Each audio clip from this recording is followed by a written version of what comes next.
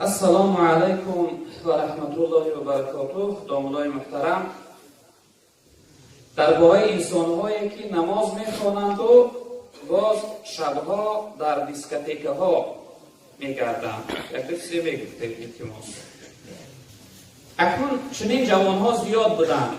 من فکر می‌کردم که شاید نباشند، اما یک برادر نزد من آمد و بسیار شخصیت‌هایی هستند که نماز جمعه می‌آیند، 5 وقت نماز می‌خوانند، اما شبها را در برها و دیسکوتک ها می‌گردانند. اکنون این انسانی که هم نماز می‌خوانه و هم اصلاح نشده، فهمیده میشه که این نماز مقبول نبوده. این نمازی که او را اصلاح میکنه و پاکیزه میکنه و به خدا قریب میکنه، این چنین نماز نبوده. چون که رب العالمین در قرآن میگه استعیذ بالله اقیموا الصلاة ان الصلاة تنها عن الفحشاء والمنکر. رب العالمین میگه نماز بخوانید، نماز شما را از فحشا و منکر معن میداره، باز میداره. یعنی انسانی که نماز خوانی واقعی باشد، نماز مقبولی درگاه پروردگار باشد، این جمله انسان خداوند گفته که نماز او را از فاحشه‌گری، از بی‌آبرویی و از منکر، از کارهای گناه و بد معن میداره.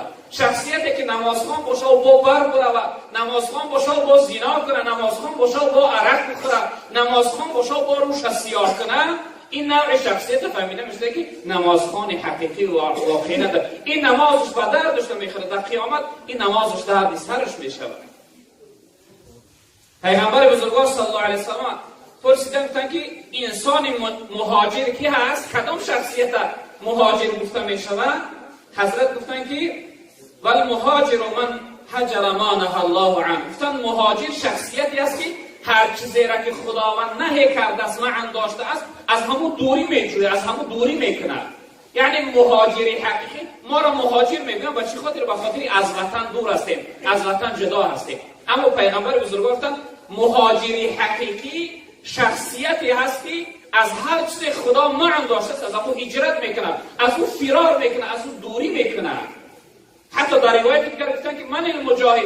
گفتن مجاهد کی است یا رسول الله؟ پیغمبر بزرگوار گفتن المجاهد من جاهد نفسه فی طاعت الله. گفتن مجاهدی حقیقی شخصیتی است که بر نفس خودش مبارزه میکنه، مقاومت میکنه برای اطاعت و بندگی پروردگار، برای فرمانبرداری پروردگار و نفس خودش مبارزه میبره. برادر عزیزی که روزها نماز میخونه و نماز جمعه میوه برو نسیاه میکنه، شبها را در برها میگذرانه، فهمیده میشه که وای نماز شما نماز مقبول نیست. برادر عزیز، من شاعر گفته تو را یک رنگ مادر هم پدر بود، چرا این دم تو را رنگی دیگر شد؟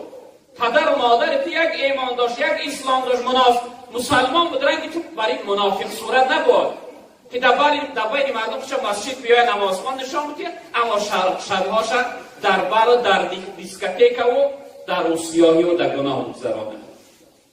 این مسلمانی نیست، این منافقی است، این فریبکاری است. خودت فریب میکنی برادر عزیز، هیچ کسی دیگر خودت فریب میکنی، گویا تو مسلمان هستی اما مسلمان واقعی و حقیقی نیستی. این چنین مسلمان در هیچ جا به کار نمی آید. مولانا میگه مسلمان بودن تو کی به کار است، مسلمان مردن اینجا اعتبار است. مسلمان از دنیا رفتن برای تو شرط است. مبادا یکی در اون حالتی بر دیسکوتک بودن میزنن میکشند، یا یک بلا با بالات میاد میموری، در نزد خداوند چی جواب میگوی؟ در کدام حتی در روایت صحیح جناب پیغمبر گفتند که هر انسانی که در کدام حالتی که وفات کرد بندگی کرد، در قیامت در همون حالت خیزانده میشود. در قیامت در حالت معصیت گناه، در حالت بر و دیسکوتک که در نزد خداوند خیزانده شوی، وای به حالت چی جواب میگفتمی؟ چی جواب میگی در نزد پروردگار؟ مبادا این که در غفلت بمیری، زیباغی فصل عمرت بر نگیری. مبادا در حالت گناه و معصیت ازت میگه بمری که از این لحظه های عمرت یعنی حاصل توشا و بر نگیری.